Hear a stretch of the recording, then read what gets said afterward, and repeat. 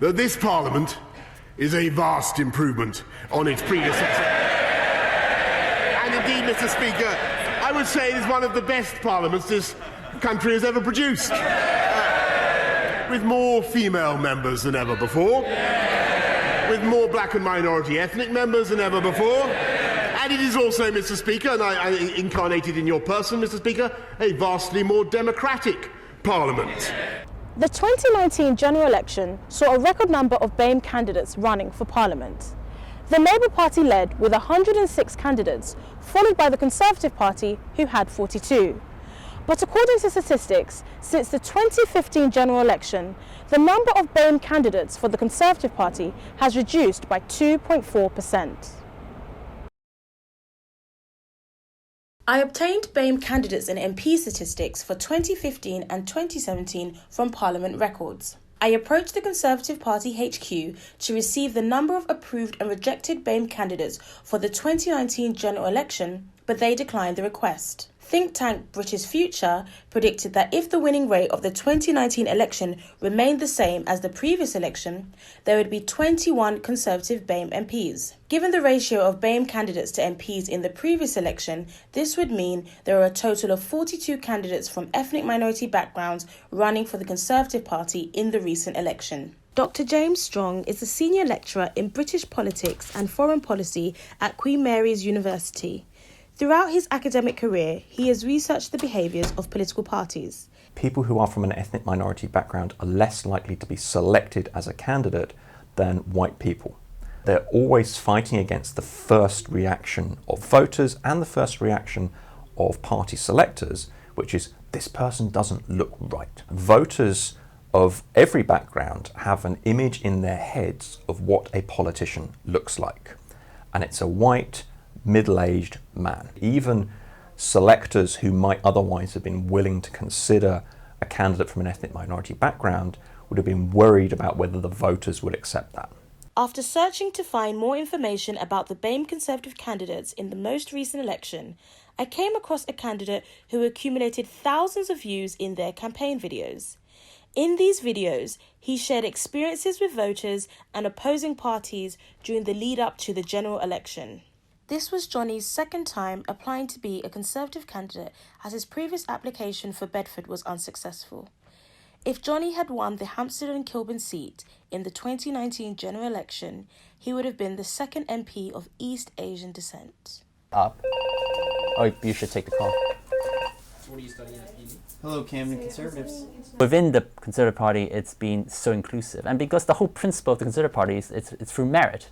It doesn't matter who you are, where you come from, it's through merit, and I love that. And we don't need all ethnic minority shortlist to get to where we are. In fact, I find that extremely patronizing. I'd hate the idea of being selected because of my color of my skin, and I think that undermines our credibility in any aspect of our political journey. How are you doing?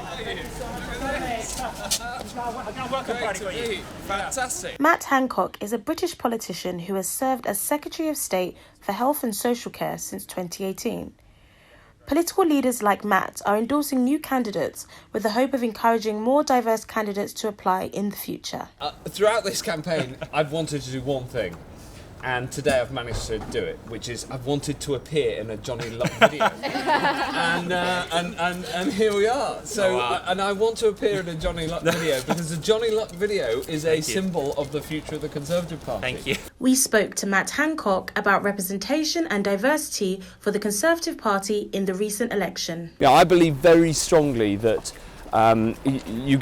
you get better decisions when you have a more diverse group of people who have a diverse background, diverse experiences, and of course in politics it's incredibly important that we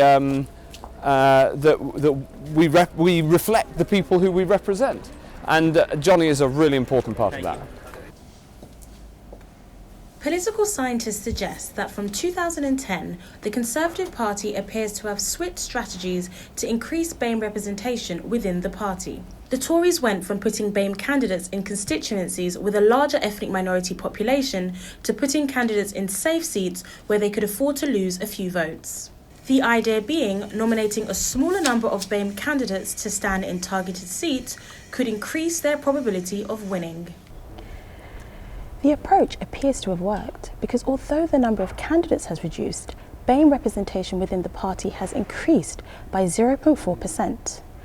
But could the reduction also be to a lower amount of ethnic minorities actually applying to the party?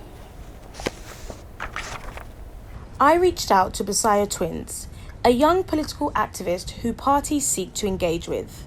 I wanted to find out how she believes a historically right-wing party could attract ethnic minorities predominantly from the working class. In my opinion, the only way that the Conservative Party can actually successfully encourage more diverse candidates to join the party is to kind of reflect on their actual policies in general. Things like austerity disproportionately affect working class people, and of that working class people there's going to be a diverse background there. So there's no point coming in quite naive and being like, just join our party, we have all these meritocracy claims, and if you work hard you can come here, without actually also acknowledging what's happened in the past and that kind of distinct relationship. We spoke to Dr. Strong to explore whether the issues Busayo raised were connected with the fundamental philosophy of the Conservative Party. Something we see in the Conservative Party in particular is what I would call an individualist mindset, a philosophical belief that the key unit in society is the individual, and that individuals succeed or fail according to their own merits and their own hard work.